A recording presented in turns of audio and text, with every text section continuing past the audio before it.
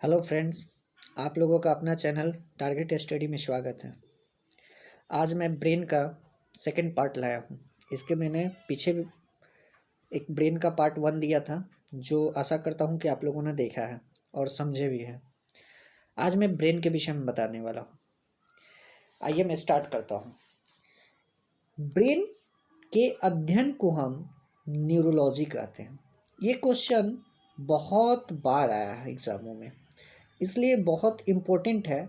इसको याद रखिएगा लोग कि ब्रेन के अध्ययन को हम लोग क्या कहते हैं, तो न्यूरोलॉजी कहते हैं। दूसरा, ब्रेन की सबसे जो छोटी इकाई होती है वो सेल होती है। मतलब हमारे जितने भी ऑर्गन्स हैं हमारी पूरी बॉडी में, सब सेलों से मिलकर बने हैं। तो ब्रेन भी एक ऑर्गन ही है, एक पार्ट ही है बॉडी का। तो ब्रेन की भी सबसे छोटी इकाई सेल है, बट उस सेल का जो नाम है वो न्यूरॉन है। उस सेल का नाम क्या है? न्यूरॉन है। तो इस बात को भी याद रखिएगा कि ब्रेन की सबसे जो स्मॉलेस्ट यूनिट है वो कौन सी है? न्यूरॉन है। इसलिए न्यूरॉन को ही smallest unit of nervous system भी कहा जाता है। इसके बाद ये पूछा जाता है कि उस ब्रेन में न्यूरॉन होते कितने हैं? तो लगभग 100 मिलियंस, मतलब 10 अरब से भी ज़्यादा। मतलब 100 मिलियंस मतलब 10 अरब से भी ज़्यादा। तो number of neuron is equal to 100 millions. Neuron is the longest cell of human body. मतलब क्वेश्चन है कि हमारे बॉडी में सबसे लंबा कोशिका कौन सी होती है? तो वो न्यूरॉन ही होती है। न्यूरॉन का मैं एक नेक्स्ट वीडियो में बनाऊंगा, जिसमें न्यूरॉन के विषय में मैं डिटेल्स बताऊंगा कि न्यूरॉन्स के जो पार्ट्स होते हैं, न्यूरॉन्स कैसा उसका फिगर होता है, उसके विषय में मैं बताऊंगा। हमारे बॉडी में न्यूरॉन का सबसे कम पुनः निर्माण मतलब मिनिमम रीजेनरेशन पावर होता है, क्योंकि इसके अंदर कोशिका विभाजन की क्षमता बहुत ही कम होती है। मिनिमम रीजनरेशन पावर कहने का मतलब है कि अगर कोई कारणवश आपके अगर ब्रेन में चोट लग जाती है, ब्रेन डैमेज हो जाता है, तो उसमें जो न्यूरॉन सेल्स हैं वो पुनः फिर निर्माण होने में उनको बहुत कठिनाई होती है। मतलब सेल डिवीज़न नहीं हो पाता है, बहुत कम के मात्रा में, ना के बराबर होता है। इसलिए अगर ब्रेन में चोट लग जाए तो रिकवर होने का चांसेस बहुत कम होता है। इसलिए ब्रेन को संभाल कर रखना ज़रूरी है। ठीक है, तो ये बात समझ में आई आपको। अब हम पढ़ते हैं कि ब्रेन होता क्या है। ब्रेन के सबसे ऊपरी जो कवर होती है उसको क्या कहते हैं? ठीक है, तो सबसे पहले मैं ब्रेन मेम्ब्रेन के विषय में बताता हूँ। ठीक है ना। ब्रेन मेम्ब्रेन कहने का मतलब है कि जो क्रेनियम होता है, जो मैंने बताया था इसके पीछे वीडियो में, क्रेनियम होता है जो जो 8 हड्डियों से मिलकर बना होता है, उसके बाद उसमें एक झिल्ली का आवरण होता है जो 3 परतों में बटा रहता है। ठीक है ना, वो ब्रेन मेम्ब्रेन होता है। तो मस्तिष्क के चारों तरफ से, मैंने डिफिनीशन भी लिखा है, मस्तिष्क के जो चारों तरफ से एक आवरण घिरा रहता है जिसे हम मेनिंजिस कहते हैं। ठीक है ना, यह मेनिंजिस इंपॉर्टेंस है, इस वर्ड को याद रखिएगा। मेनिंजिस पूछता है क्या है, तो मेनिंजिस क्या है? तो मस्तिष्क के मतलब ब्रेन के चारों तरफ एक जो आवरण घिरा रहता है, कवर जो होता है, उसी को हम मेनिंजिस कहते हैं। ये हमारे ब्रेन को वायरस और बैक्टीरिया से प्रोटेक्ट करता है। कहने का मतलब है कि ये जो कोई भी वायरस हो या बैक्टीरिया हो, कोई भी हो, उसको हमारे ब्रेन के अंदर ना जाए, क्योंकि brain is very important part of our human body. तो ब्रेन के अंदर ये वायरस और बैक्टीरिया ना जाए, जिससे डैमेज हो सकता है हमारे ब्रेन, तो ना जाए, उसके लिए ये 3 परतों में बना रहता है ब्रेन मेम्ब्रेन, तो हमारा प्रोटेक्ट करता है। कहता है कि अगर हमारे ब्रेन में वायरस या बैक्टीरिया अगर कोई कारणवश अगर अटैक कर देते हैं, तो हमारे मेनिंजेस क्या हो जाते हैं? संक्रमण हो जाते हैं। मतलब क्या हो जाते हैं? डैमेज हो जाते हैं, जिससे एक बीमारी हमारे अंदर उत्पन्न होती है, जिसको हम लोग मेनिंजिस्ट कहते हैं। मतलब ये भी इम्पोर्टेंट वर्ड है। मेनिंजिस्ट होता क्या है? तो एक बीमारी है, एक डिजीज है, जो कहाँ पे होती है? तो हमारे ब्रेन में होती है। किसके कारण होती है? तो हमारे ब्रेन में वायरस या बैक्टीरिया किसी कारणवश अटैक कर देते हैं, तो वो संक्रमण हो जाते हैं, डैमेज हो जाते हैं, जो मेनिंजिस्ट नामक बीमारी को उत्पन्न करते हैं। ये बहुत ही खतरनाक बीमारी है। इससे क्या होता है? आदमी कोमा में भी जा सकता है और ब्रेन फेल भी हो सकता है और उस व्यक्ति की मृत्यु भी हो सकती है। इसलिए ब्रेन को संभाल कर रखना जरूरी है। हमारे आप लोग को याद होगा अगर पॉलिटी पढ़ते होंगे लोग तो, कि राजा राम मोहन नाम के राय के एक व्यक्ति थे जिन्होंने सती प्रथा के संस्थापक थे। उनकी मृत्यु इसी मेनिंजिस्ट नामक बीमारी से हुई थी जो लंदन में हुई थी।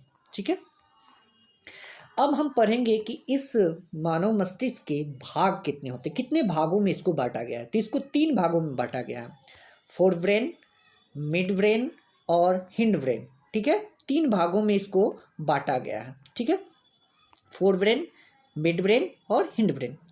फोर ब्रेन जो होता है it is the largest part of our brain, मतलब हमारे ब्रेन का अगर पूछा जाए, एक क्वेश्चन आता भी है एग्जामों में कि ब्रेन का सबसे बड़ा भाग कौन सा होता है, तो हमारा फोर ब्रेन होता है। मिड ब्रेन बीच में होता है और हिंड ब्रेन सबसे लास्ट में होता है। तीनों को मैंने हिंदी भी लिखा है, अग्र मस्तिष्क, मध्य मस्तिष्क और पश्चिम मस्तिष्क। अब कहता है कि फोर ब्रेन जो होते हैं, फोर ब्रेन के भी 3 भाग हैं, थैलेमस, हाइपोथैलेमस और सेरेब्रम। ठीक है ना, थैलेमस, हाइपोथैलेमस और सेरेब्रम। ठीक है ना, 3 पार्ट होते हैं। फिर मिड ब्रेन के कोई पार्ट नहीं होता है। फिर हिंड ब्रेन होते हैं, हिंड ब्रेन के भी 3 पार्ट हैं, पोन्स वेरुलाई, मेडुला ओब्लंगाटा और सेरेब्रम। ठीक है ना, 3 पार्ट होते हैं, पोन्स वेरुलाई, मेडुला ओब्लंगाटा और सेरेब्रम। सेरेब्रम को हिंदी में प्रमस्तिष्क कहते हैं और सेरेब्रम को अनुमस्तिष्क कहते हैं। आइए मैंने एक फिगर, छोटा सा फिगर बनाया है, शायद आप लोगों को अजीब सा लग रहा होगा, बट मैंने समझाने के लिए एक फिगर बनाया है, आप लोगों को समझाता हूँ। देखिए, ये जो आप पार्ट्स जो देख रहे हैं, नीचे वाला सबसे पार्ट, इसको हम लोग स्पाइनल कोड कहते हैं। ठीक है ना, जो हमारे गर्दन के पास से होकर हमारी रीढ़ की हड्डी की तरफ से जुड़ा रहता है। उसके ऊपर जो एक पार्ट होता है जिसको हम लोग मेडुला ओब्लोंगाटा कहते हैं। ठीक है ना, उसके ऊपर जस्ट एक और पार्ट आपको दिख रहा होगा, ये वाला पोन्स वेरुलाई, और उसके जस्ट एक पार्ट स्क्वायर में आपको दिख रहा है जिसको हम मिड ब्रेन कहते हैं। तो मैंने mid brain, pons varolii, medulla oblongata और स्पाइनल कोड, ये लगातार एक पर एक जुड़े हुए पार्ट होते हैं। और ये क्वेश्चन भी पूछता है, ये इन चारों पार्टों को क्या कहा जाता है, तो ब्रेन टेल कहा जाता है या ब्रेन का स्टीम कहा जाता है, जिसको हम मस्तिष्क का पूंछ कहते हैं। ये क्वेश्चन बीपीएससी में भी पूछा गया क्वेश्चन है कि मस्तिष्क पूंछ में कितने होते हैं, कितने पार्ट्स होते हैं ब्रेन का, तो 4 part, mid brain, pons varolii, medulla oblongata और स्पाइनल कोड। ठीक है ना, आपको इस साइड एक छोटा सा ये पार्ट फिगर फ्लावर की तरह दिख रहा होगा, इस पार्ट को हम लोग सेरेब्रम कहते हैं, जो अटैच होता है पोन्स वेरुलाई, मेडुला ओब्लोंगाटा से अटैच होता है। उसके जस्ट ऊपर एक फ्लावर के जैसा आप लोग को और पार्ट दिख रहा होगा जिसका ब्रेन होता है, ब्रेन का ऊपरी भाग होता है, खोपड़ी होता है। उस खोपड़ी में थैलेमस, हाइपोथैलेमस और सेरेब्रम होता है। इसमें भी पूछा जाता है कि जो मैंने फोर ब्रेन बताया आप लोगों को, फोर ब्रेन के ये 3 पार्ट हैं, उस फोर ब्रेन तो सबसे largest part of the human body है ही, ह्यूमन ब्रेन है ही।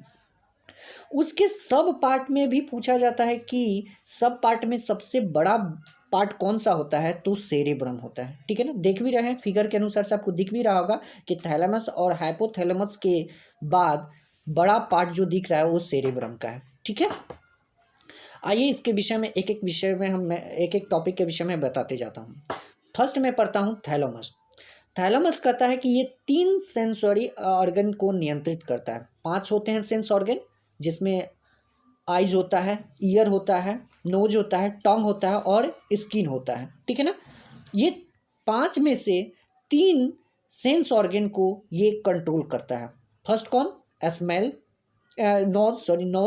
नोज क्या काम क्या है, नोज का काम है स्मेल को बताना कि ये स्मेल अच्छी है, बुरी है, उसको नियंत्रित थैलेमस करता है। फिर टंग, जीभ क्या का काम क्या है, स्वाद लेना, खट्टा है, मीठा है, नमकीन है, कड़वा है, इटीसी। तो उसके विषय में ये कौन बताता है, तो हमारा थैलेमस ही बताता है। स्किन का काम क्या है, टच को फील करवाना, गर्म है, ठंडा है, नींद आना, दर्द को बताना, ये स्किन बताता है। तो ये थैलेमस पूछा जाए कि कितने सेंस ऑर्गन को ये नियंत्रित करता है, तो मात्र 3, नोज, टंग और स्किन।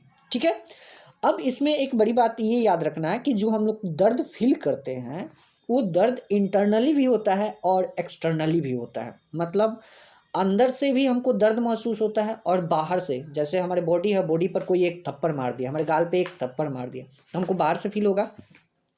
तो एक्सटर्नल पेन होता है, एक इंटरनल पेन होता है। तो ये थैलेमस जो है हमें एक्सटर्नल पेन बताता है। ये बहुत इंपॉर्टेंट है, ये भी पूछा जाता है क्वेश्चन कि थैलेमस जो है किस तरह का पेन हमें बताता है, तो एक्सटर्नल पेन बताता है, ठीक है ना, एक्सटर्नल पेन को फील करवाता है, ठीक है। जब कोई व्यक्ति ज़्यादा मात्रा में, एक बहुत इंपॉर्टेंट बात मैं बताने जा रहा हूँ कि जब कोई व्यक्ति ज़्यादा मात्रा में अल्कोहल ले लेता है, अल्कोहल मतलब वाइन, शराब पी लेता है, तो उसका सेरेबेलम जो होता है वो काम करना बंद कर देता है और उसके साथ ही थैलेमस भी कुछ समय के लिए डीएक्टिवेट हो जाता है, जिसके कारण उस व्यक्ति को एक्सटर्नल पेन नहीं होता है। कहने का मतलब है कि अगर कोई व्यक्ति अल्कोहल ज़्यादा मात्रा में ले लिया, कोई भी व्यक्ति, तो उसका क्या होता है कि सेरेबेलम जो होता है वो काम करने, सेरेबेलम के विषय में बताने वाला हूँ। सेरेबेलम जो होता है वो काम करना बंद कर देता है, तो सेरेबेलम से ही जुड़ा हुआ है थैलेमस। ये थैलेमस भी क्या होता है, कुछ समय के लिए, मतलब जब तक उसके अंदर वाइन होता है, रहता है, जब तक असर करता है, तब तक के लिए थैलेमस क्या हो जाता है, डीएक्टिवेट करने का मतलब काम करना बंद कर देता है उस समय, केवल उसी समय। बट जब होश आती है तो फिर वो एक्टिवेट हो जाता है, तो काम करना बंद कर देता है, जिससे उस व्यक्ति को कितना भी मारा जाए, पीटा जाए, उसको कोई, आप लोग देखे भी होंगे, गांव देहातों में देखे होंगे कि कोई व्यक्ति पी लेता है शराब तो उसको कोई मार देता है, या वो अपने से गिर जाता है, गड्ढे में गिर जाता है, नाली में गिर जाता है, तो उसे कोई दर्द का एहसास नहीं है। बट जब होश आती है तब उसे पता चलता है कि हाँ मुझे ये कट गया है, ये फट गया है, या यहाँ पर चोट लगी है, तब उस ट्रीटमेंट करवाने जाता है। तो मैं आशा करता हूँ आज आपको वीडियो ये पसंद आया होगा, और आप लोग लाइक शेयर करना और सब्सक्राइब करना बिल्कुल मत भूलिए, और ख़ासकर कमेंट जरूर कीजिएगा लोग। आप लोग का सकारात्मक कमेंट हमारे लिए एनर्जी का काम करेगा, इसलिए कमेंट जरूर करिएगा और बताइएगा कि आपको वीडियो कैसा लगा। धन्यवाद, थैंक यू।